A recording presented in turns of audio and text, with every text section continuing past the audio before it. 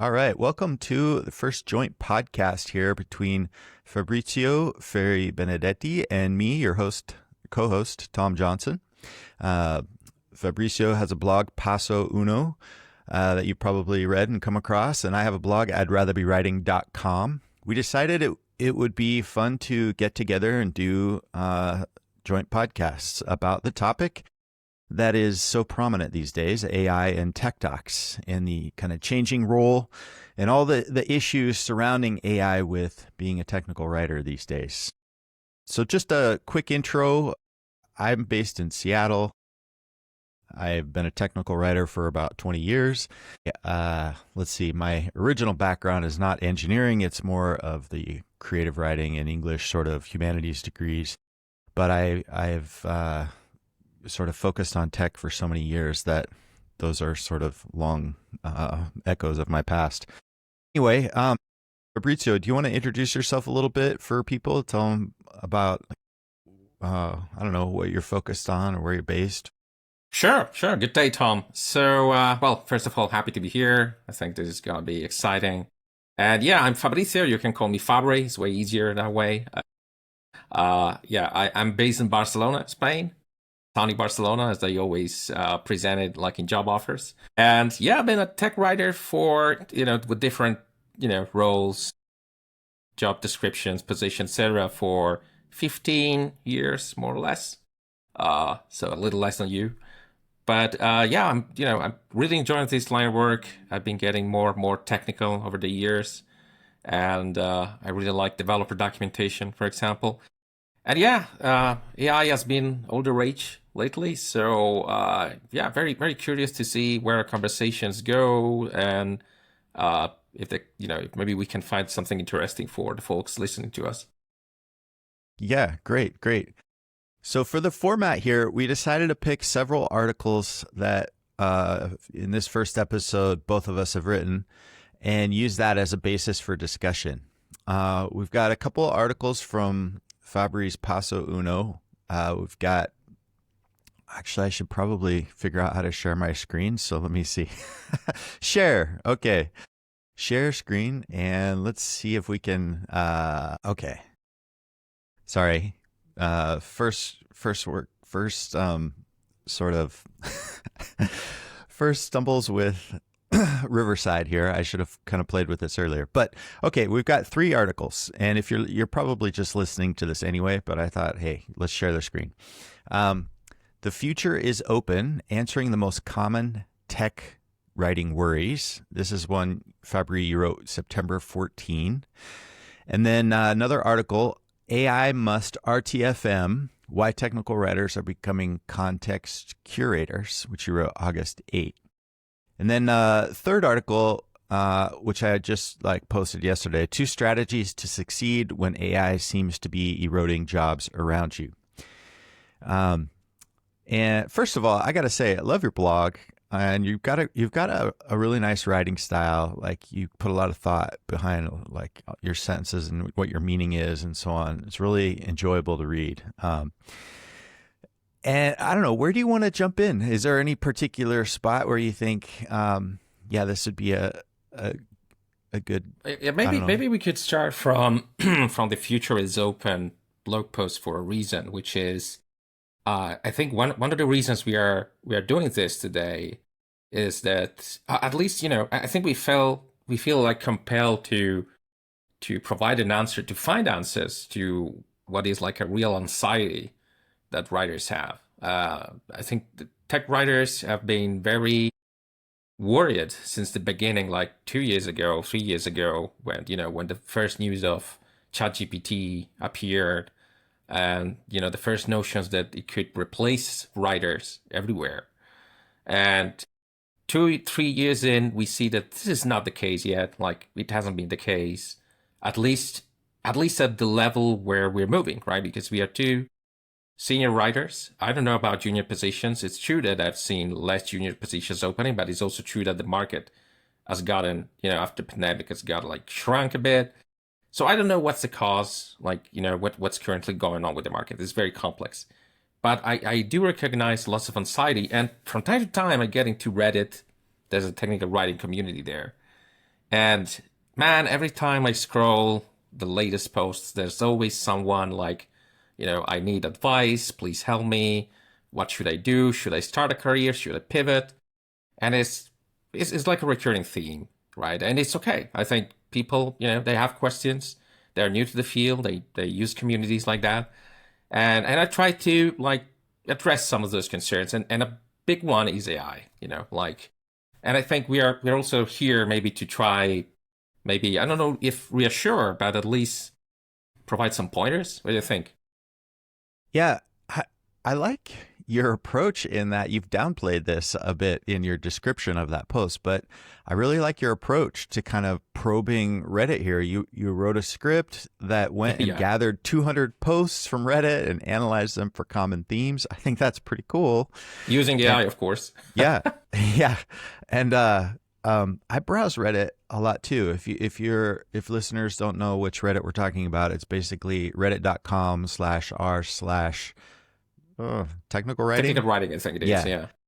the technical writing subreddit. And yeah, it's Reddit is interesting because it's so raw, because people can post anonymously. You really do get these raw takes of people expressing anxiety that you wouldn't otherwise see if they weren't anonymous, probably. But yeah, I definitely see that, and it's entertaining in some ways and disheartening in others, and just kind of like that whole social media aspect of being alluring because it's so like transparent. And the themes recur. You're right. Like every so often you see something that says, "Hey, I'm in a terrible workplace. My Yeah. employer's asking me to do these things, and I don't have like the bandwidth. And is this even like feasible?" Or, as you say, people questioning their capabilities. People saying, "I don't know if I can cut it. Like this is so hard, and I feel like an imposter," or to whatever degree. And other people who are like, "Hey, what are y'all being paid? Like, am I being underpaid? Hey, this role is offering me $40 an hour. Should I take it?" It's like, Yeah. Yeah. it's all over the place. But yeah, it's very. I check it out every now and then. I love kind of surfing Reddit. But so in your post, you talked about like 4 different kind of salient themes here. Let's see. The first one was career validation. Am I making the Right. right choice? And this speaks to the anxiety that you mentioned, and for sure, like that's a common recurring theme people have. Like, is this profession going to be around in 5 years when I graduate? Is there going to be jobs when I graduate? Because engineers, they're being squeezed, and tech writing hiring seems flat. And then I read all these posts about people who can't get a job, and they're like, "I'm throwing out like 200 resumes, been on the hunt Yeah. for Yeah. six Yeah. Yeah. months. This field is flat, and this field is dead," and so on.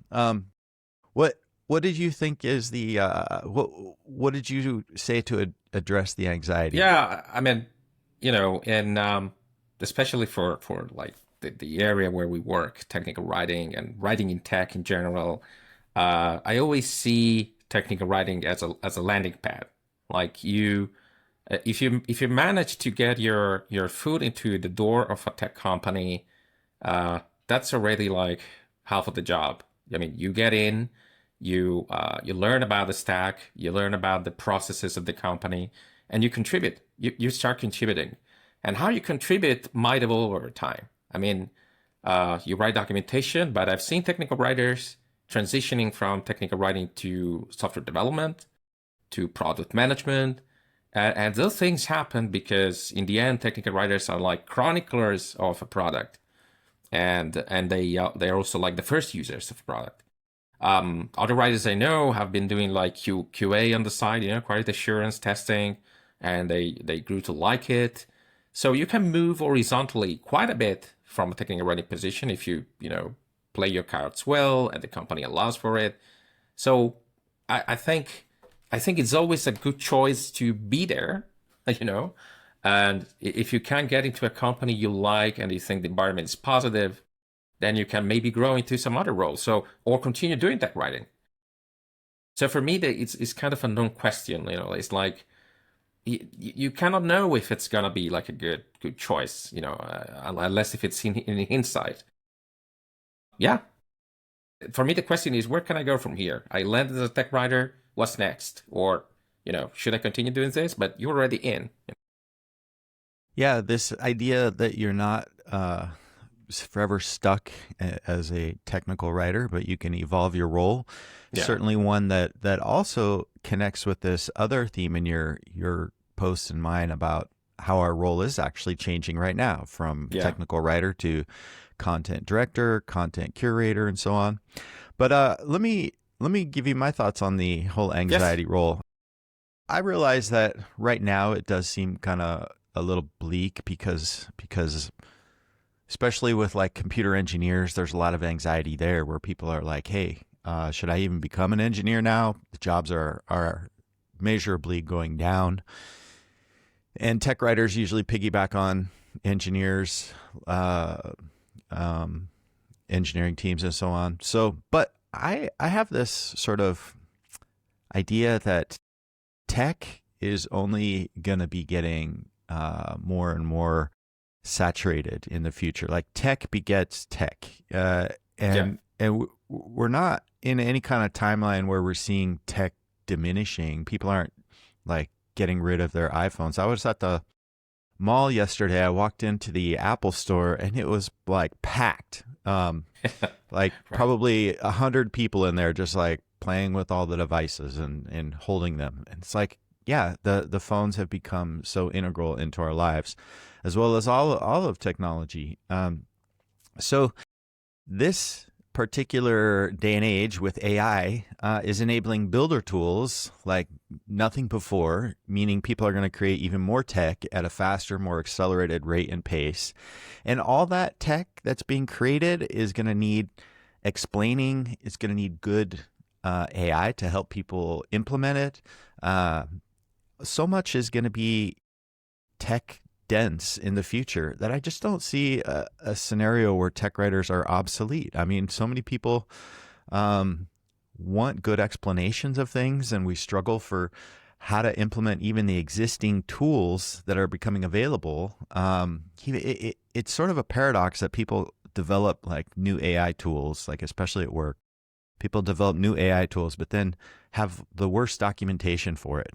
Like it's just opaque about how it works, how to use it. It's like use the same tools to write some of the documentation you just created, or to document some of the tools you just created.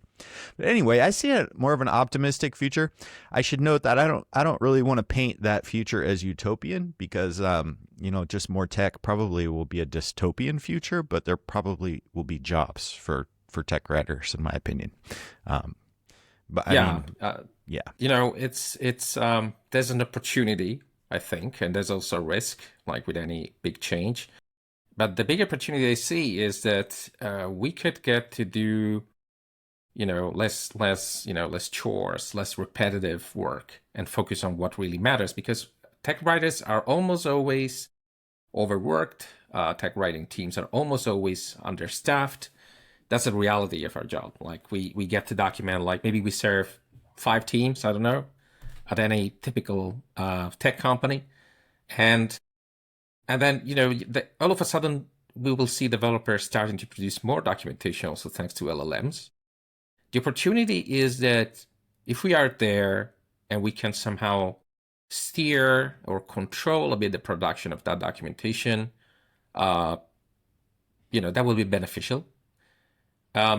If we don't control the process a bit, and control in the sense of, a curator or an editor-in-chief, I mean, that equates to control to me, rather than what Cory Doctorow in an article defined as accountability sinks. Like, we don't want to be accountability sinks. We don't want to be like a piece, a cog in the machine that just posts the content coming from AI and maybe do like, is responsible for the content that the LLM have produced, but maybe we don't have much of a word on it. We don't want that, of course. We want to somehow guide the LLMs and shepherd the LLMs and have them produce the kind of content we would like to produce in their stead. and then we can feel sure, we can stamp our seal of approval on them, and that's the way also coding should happen according to developers. Yeah, I have so many thoughts on this. But just to kind of paraphrase, so you're arguing that like we should strategically kind of move towards more, sorry, that's redundant. We should move towards more strategic sort of roles in our job as a technical writer, and not just be handling mundane repetitive tasks, right? We don't want to be just plugging stuff into an AI tool, grabbing the output, pasting it in, having SMEs review it for us, become very low level, kind of mechanical people. Yeah, and I think we can start thinking more about things like style, for example, or having like a more editorial approach to things. Like, and I know many writers have major, for example, in let's say English literature, for example. I don't know if is it your case, Tom, too? Yeah, yeah. And as an English major, you probably have deeper views than developers on things like communication patterns or style, or how would you like the documentation to look like if it was a book, for example. And currently we have always lived in a state of frustration, tech writers, because we couldn't really get to that point of refinement, where we wanted to have like greater degree of control of docs as a product, as a literary product even. But then if we have these AI minions at our services, doing this writing according to our vision, if that works, well, that would be fantastic. The question is still open, though.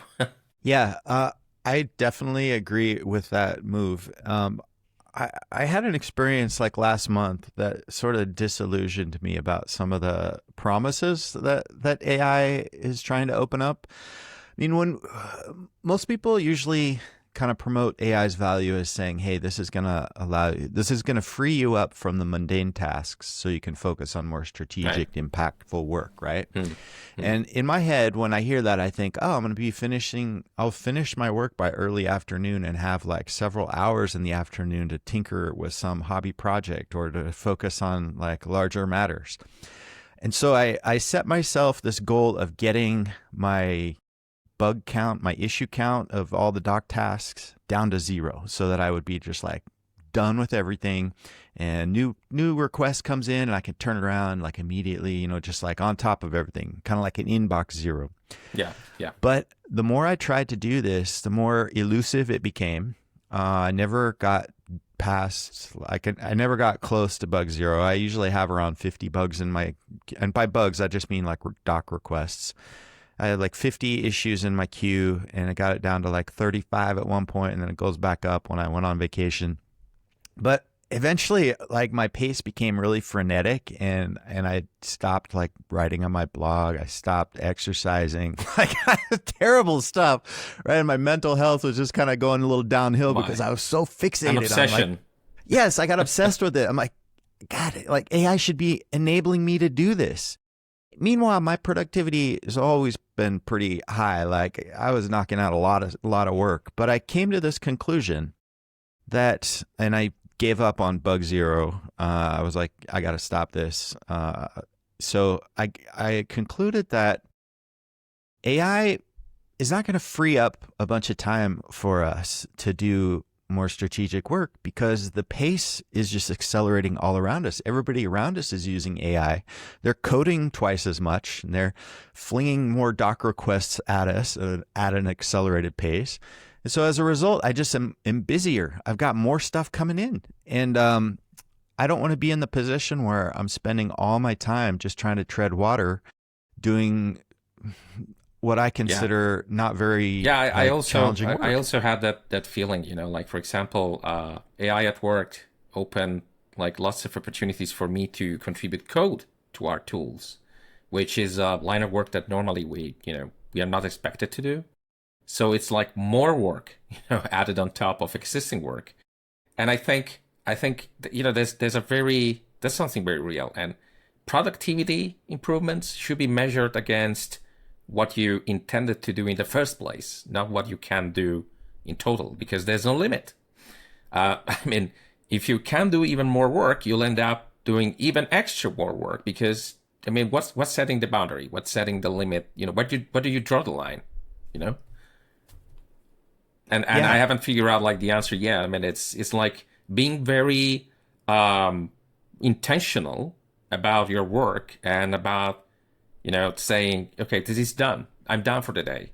But with AI, it's difficult because you can always do that extra more, you know, that other thing. But you have to be on top of it. So you end up watching the LLM doing stuff, and it's kind of addictive. Yeah. Yeah. I like what you said. Like you got to draw the line somewhere and say, okay, I'm done for the day doing Yeah. like these doc tasks. I'm gonna change, and I'm gonna actually do something strategic. And I started to do that last week. I said, okay, look, get rid of this idea of getting to bug zero. You worked on a lot of docs. You need to spend some time like understanding some of these concepts on a deeper level. So I started. I have this little document that says to read. So every time something comes across my inbox and I'm like, yeah, I should check that out, or I see this, I should check that out. I don't usually do it in the moment. I put it in this to read document, and then when I'm ready for that space, I will either read the document, or I've been putting it into Notebook LM and having it create some little video explainers or podcasts, and I'll watch those.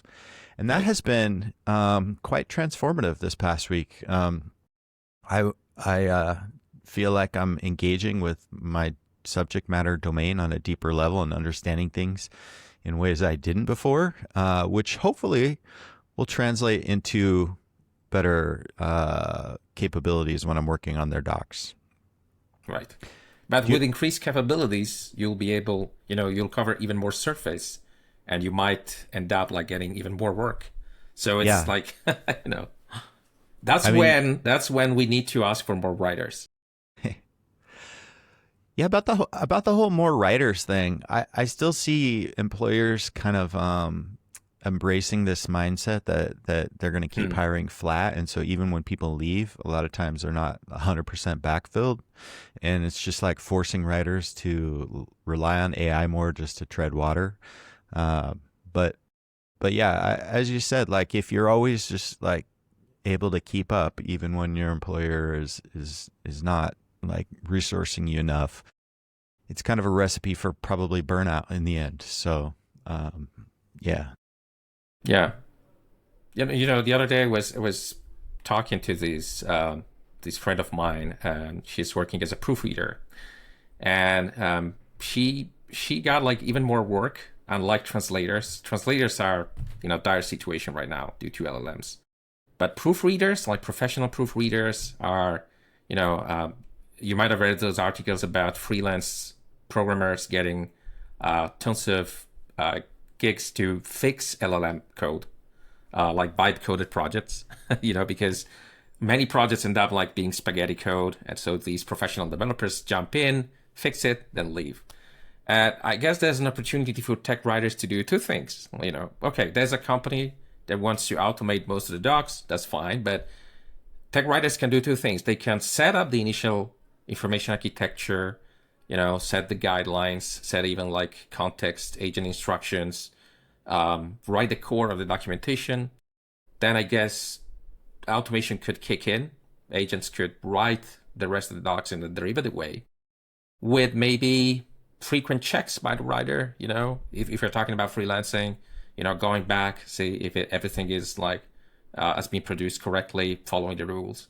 So even then, even if a company wants to leverage automation fully for documentation, there's room for people who can jump in and fix it, right?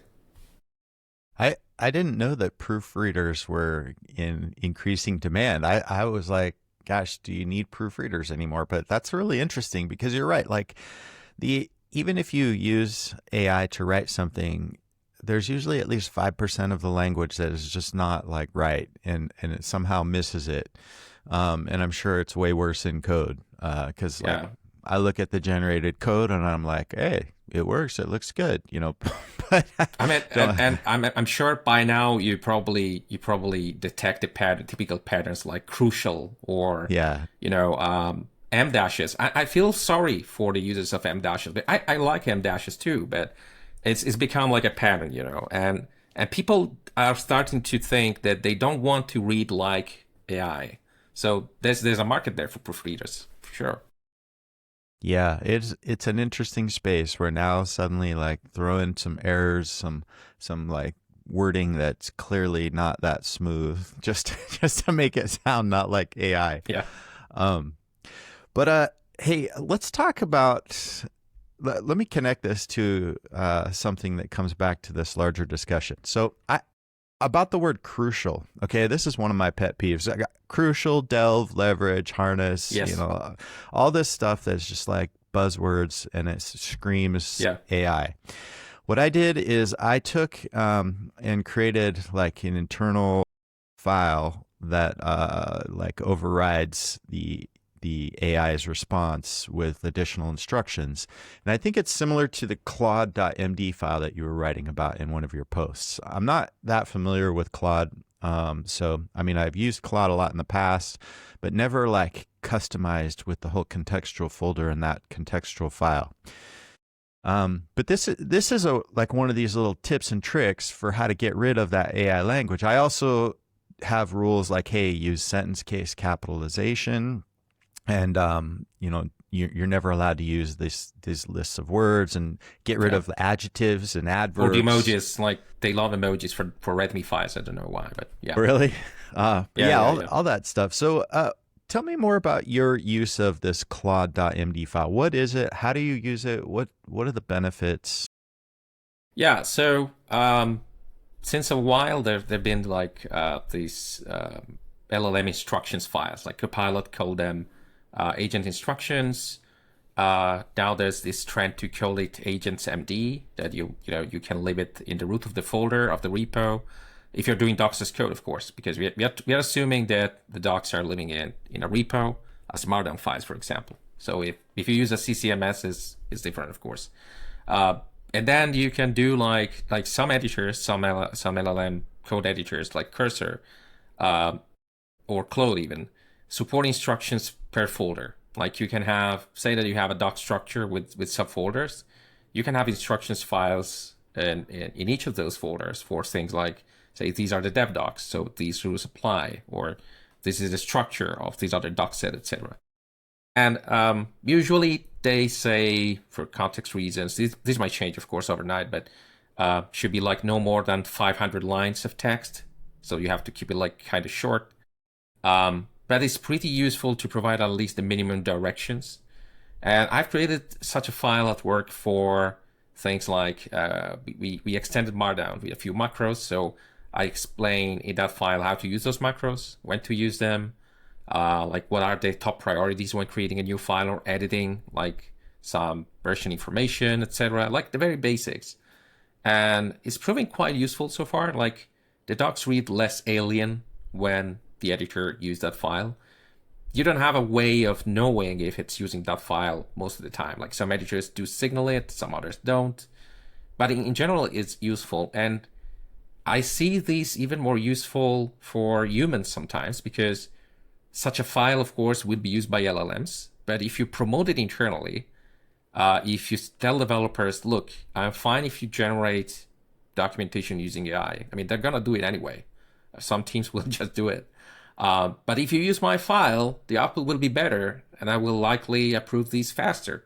So there's an incentive there for them. And chances are that they will read the doc too, and they will learn maybe something about, the doc style or how to write the docs. So it's kind of a like communication tool of sorts. And to me is the next big thing after Open API files. Like Open API files, where these contract files where you describe an API and you have the tech writers, the designers, the developers all together deciding how to call things. Well, agents MD are similar in essence, in the sense that they describe how maybe the docs or the code should be written, but you have also AI as a consumer, right? But it can also be humans. So I see lots of potentials in these files. Cool. Thank you for just giving that explanation because I think this is next level usage of AI tools for sure. These agent markdown files that you add strategically in your directories. I just started using. Sadly, I feel a little bit late to this party. So just a couple of weeks ago, I was like, I need one of these agent MD files, and I'm never quite sure like how internal tools map with external tools. Like, so is Gemini.markdown an internal or external?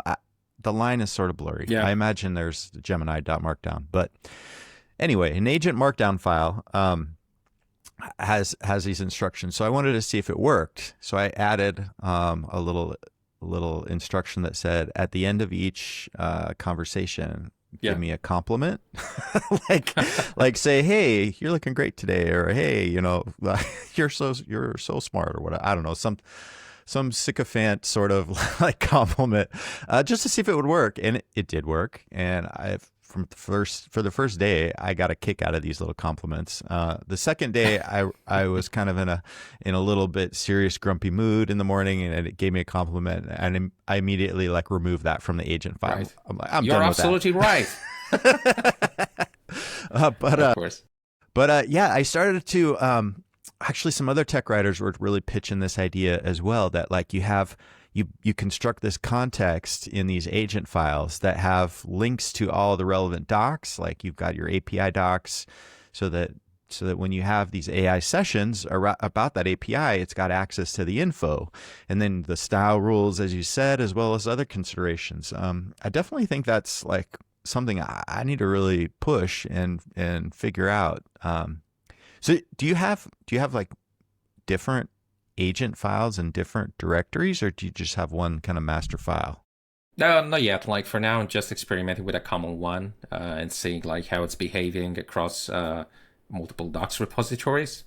But we might specialize that for the most complex doc scenarios. And like for example, if we follow a structure where release notes are consistently in a subfolder of a docs repo in a model where we have multiple repos, then we can have an agent MSD file just for release notes folder, explaining the context of release notes and the formatting, and all that. So specialization is like the next step for these kind of files.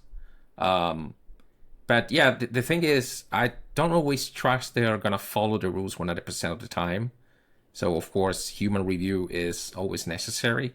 And at the same time, I would say good old deterministic linting is not going to go away. Like, and developers will also tell you that like the best vibe coding, as they call it, happens when you have like a very strong test suite, ready in the repo. So to make sure that whatever code is coming out is going to conform to the test, to the specs, and is not doing anything anomalous. And in our case, linters like Veil are still, so useful because you can create a Veil rule with Crucial and Delve, and they will flag that, even if the LLM doesn't, or maybe we are so used to it that humans can overlook it very easily, but a linter will always catch it in the pipeline. So that's like a safety net. We always need that safety net, I think. Yeah. I still use linters as well. We have like custom ones that check against a bunch of style rules, and it's nice, right? Just to connect this to a larger theme, you mentioned in one of your posts this idea that you see the technical writer role moving to more of a context curator. And here with the agent markdown files, you're constructing a context. In this case, you're trying to make a context such that if an engineer tries to write, that they have lots of like support and safety nets around like style and formatting and the right like API context. But it seems like the context curator applies to a lot of different aspects. You've also got the role of somebody adding like documentation into the language model training in the form of RAG or some other technique, so that external users who are using the AI can get accurate information. And then, of course, just as a writer, you're probably figuring out the right context you need to generate documentation accurately. you want to talk more about this idea of being a context curator? Yeah. So the thing is, LLMs right now need like very good context in order to output good code or decent code. Context meaning, whatever is maybe code samples, it can be documentation. Most of the time it's documentation. And I've noticed this trend of developers starting a project from the docs. It's doc-driven development. Finally, like it's been like discussed and predicted for years. But finally we're seeing this. Like we're seeing developers starting from the docs. Like it could be like a PR FAQ or some user stories or like a fake README file of code that doesn't exist yet. And in more elaborate cases, they even create folders, with the description of the architecture and like what, how the features should behave, etc. And then they feed that to the LLM. And I think technical writers are so well positioned to curate this context and to, which is maybe existing documentation already, documentation that is yet to be written, or documentation that is to be edited. But I mean, who else, if not writers, can make the best out of this? And so it's about really like owning those words that are gonna be fed to the LLM somehow, and also to make it easier for that documentation to be continuously fed to LLMs. So that can take the form of LLM's TXT files, for example. Like I know, an increasing amount of companies are using those files. Years ago, we were talking about robots TXT for SEO. Now we have LLM's TXT for AI to consume and content and understand what you have in the doc side, for example. So yeah, it's a bit like creating this cartridge, that you plug into an LLM that contains the best documentation in the best form for the LLM to consume. And I think we can be there. I mean, that's editorial work for me. It's like the comeback of good old manuals, we are not editing physical books now, but we can edit documentation sets that we present, or we could even sell in the future. Yeah, this is a whole dimension to the technical writer role that is becoming increasingly important. A lot of my colleagues are focused on this more than I am. Actually, all the docs that I work on, they're pretty much internal. So I struggle to try to figure out how to like externalize them in the big name AI interfaces and so on. But my colleagues who work on more public stuff are definitely working on that. And one writer was telling me that they had a very clear before and after moment. They were working with like Gemini or some other AI tool. It could have even been Claude. I can't remember what it was, but they were saying that the responses just weren't very accurate about certain questions. And so the writer grabbed all the documentation and somehow got it re-ingested in the training and so on of these tools, and then later asked the tools the same questions, and it was like night and day difference. It was orders of magnitude better and more accurate because it was trained on this documentation. And one of her speculations was that like documentation weights very heavily in like what the model relies on for a source of truth. I do think, as you point out in AI Must RTFM, that article, that this is a good reason for people to be optimistic about the future of docs. If AI tools are really poor without good documentation, then what company is going to undercut themselves by removing documentation from people who create? And I think you made the point very well in your post, the two strategies to succeed. And you use the word content director, right? So what's maybe the difference for you there? Like, I feel like curator is somebody who's a little bit more passive about just like pulling reactive stuff together. Right. Whereas when I'm using AI tools, it's mostly to generate an output that I'm shaping and then producing as an artifact that I upload into our publishing system. So I'm much more focused on like the content development internal side of AI than the external side. But it's mostly because all my stuff's internal, and I don't know. I need to make that pivot to somehow making it available with AI tools that people can consume. But I'm assuming they're probably just, if they want to use it, maybe Right. just copying and pasting it into their favorite tool. But you mentioned the llms.txt file, which is one Yeah. that I keep meaning to get around to as well. So do you have like those for your docs? Have you seen any like improvements in? Yeah, so we are. I'm implementing that at work together with our developers, and I also, I did the same also at the previous job, and so nobody really quite figure out like the ultimate structure. So everybody is experimenting with this, but it all boils down to having like this very short presentation about what the product is about. So it's kind of like the index of your docs, followed by like say like the first level structure of your documentation, with header 2 levels, so that you're presenting essentially like a shortened version of your nav, maybe using also some metadata about all the sections peppered here and there.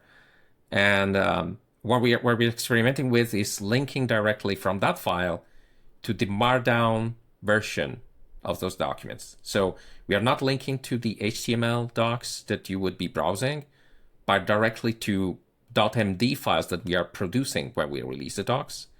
So that, because that's like making it even easier to the LLM to parse the documentation. And the .md file that we produce are already sanitized, cleaned up. They use some pseudo XML.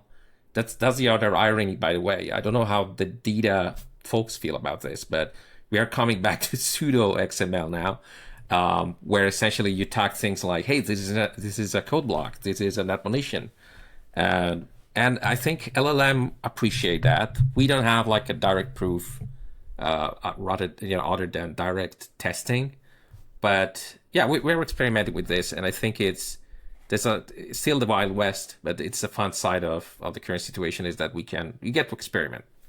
Yeah, the whole discussion about XML and the right format and so on seems like a whole landmine to get into. But yeah, that's interesting. I actually hadn't heard of the term pseudo XML, and it's Well, I call it pseudo XML because there's no schema anywhere, but a schema could be created actually.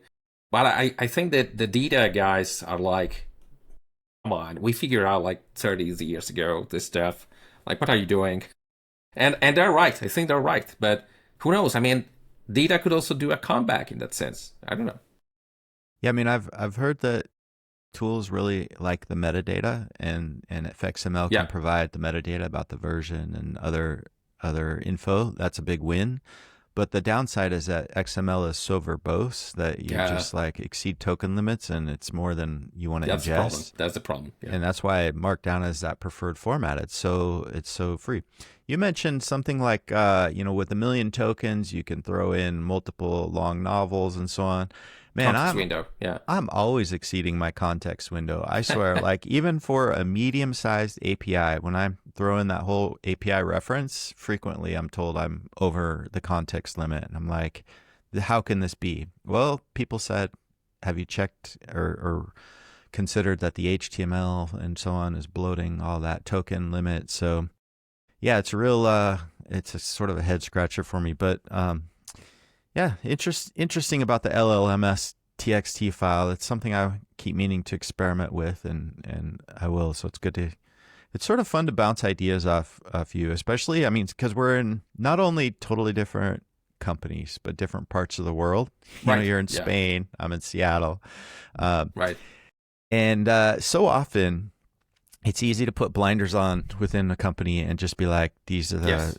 the Yeah. tools at my company are my world of tools, and my workflows are the only ones I care about, and not even realize like how much overlap or benefit we can get by interacting more externally. So I like that. Yeah. Yeah. I think we need more discussions in general, more forums like this one that we're having here. Like Yeah. we need to cross-pollinate ideas and best practices in general, like way more than we're doing. Yeah, and there's a lot of like commonality. I mean, even at a company where you've got all tools being homegrown and maintained internally, there's so much that is similar, like these agent markdown files and the whole role shifting from to curator, director, and so on. I mean, this is like we had an internal conference with a lot of different presentations related to AI themes and tech com and so on. And that role shift was one of the salient themes. It was really like people keep coming back to it. This idea that we're no longer writing a bunch of docs. We're doing something different, and how do we do it better? It's not just a single company trend. Yeah, yeah. That's interesting because I linked to your post on LinkedIn today, this morning, and one of the commenters said something along the lines of, you're preaching the, jumping on the AI ship, etc., like as if we were, I don't know, selling some kind of Kool-Aid. But like my honest answer here is that we need to be there. We need to be there because, I mean, we are sailing on the developer ship, whether we want it or not. And that ship is going to steer towards some direction of like docs generation using AI eventually. Like it's going to happen. So I think for the sake of all the things we care about, which is clear communication, high quality docs, writing, properly, we want to intercept that a bit. I think that's the point of what we're doing here is providing, I think, ideas of how you can interface with the changes that are happening. It's not really about selling anything or a vision or anything. It's more about like working from an informed position. That's my take on it. Yeah, I've certainly run into many detractors or people who just don't see the point and are just, I mean, maybe they're going along with the AI train, but reluctantly. And sometimes they say, I try to use AI and it just doesn't do anything for me in my workflows, or it's like, it takes longer to fix than it helps. And they just aren't getting like that sort of conversion moment out of it where it's hitting a sweet spot. And I'm never quite sure how to react because it's so difficult to know, like, are they using the tools in the right way? Like what is their actual Well, the thing workflow? is, the moment you tell them, try it out, the moment you say that, they will think you are trying to sell it to them. That's the trap there. But actually, and I've seen folks like trying to postpone the moment of trying these tools out, and maybe they started reading lots of books about the topic, which is fine. It's totally fine to read books about the topic, but I think a bit of practice is also necessary. Like you can do both things, and I think just to get a feel of how these tools work, and if you have like ethical concerns, there are companies that allow you to plant trees to compensate for a CO2 production of using LLMs. So you can still do it like the good way. But really you have to get a feeling of these tools interacting with your work. And otherwise it's quite hard to form an opinion, I think. I agree. I'm surrounded by people who really dislike AI. My wife she hates the topic. She doesn't find it relevant in her work role. My kids have been taught that it's cheating or that it's completely destroying the environment. So they hate AI. And even my academic friends say that like the general vibes in the university are like, don't really want to endorse AI because it shortchanges the learning process, which is what people go to college for, right? So, at the same time, they're trying to prepare people for the workplace, so they're caught between a rock and a hard place. But yeah, like I don't know when or how it happens, but it's certainly probably that conversion moment has to come by people experimenting and finding a place where it actually works and then building from there. I found I really tried to make AI work more with my blog initially and eventually gave up. I realized my posts were, at least in my view, were better if I just wrote them without AI. And I will still try to fact check and proofread and fix problems here and there, but like in general, the blog really just comes across much better when you just write everything yourself. But at work, for some reason, tech docs, nobody cares. Just generate generate them and make sure they look like Wikipedia written articles or something. They're dry. So Well, it's because it's less about authorship and more about structure and patterns. It's a bit more like code. So, and even then, I wouldn't recommend that LLMs create, like, for example, narrative documentation entirely. But they can do like short distance runs, like maybe a subsection or a code sample here and there, or tab out completion is something that we seldom mention, but saves lots of work, especially when doing lots of corrections across a document. Like, I don't know, like forgetting periods in the lists. And if you use an IDE like Cursor, it learns immediately what you're trying to do, and you just end up hitting the tab key several times, and that's fixed for you. You don't have to click anywhere. But yeah, we've it's interesting, like your feeling of isolation there. But I think that opposition is good. It's good that there's opposition to this because it will help shape these tools even better. That's my hope. I mean, they will have to get better, at whatever they're trying to do. But at the same time, I feel like I want to continue showing, maybe with videos or writing a post, all the things you can do and try. And I don't know, maybe I'm a tech enthusiast. I don't know. Mm-hmm. Yeah. Gosh, speaking of the whole opposition stuff, being surrounded by it, we just read the Empire of AI book in this AI book club that I'm running. And wow, that one hits pretty hard. But as you say, like it does force people to try to like it's better overall to have this discussion. And you see things come out like Google recently released an environment report and said like, hey, your typical query is equivalent to 9 seconds of Netflix. And I was like, oh, 9 seconds of Netflix. I never even thought about the environmental impact of watching a movie.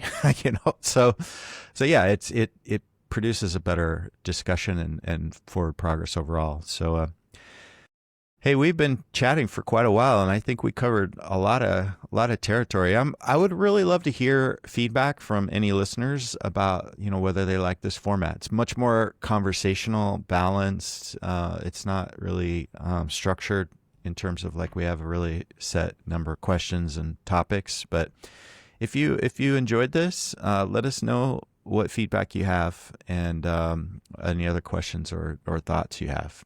Yeah.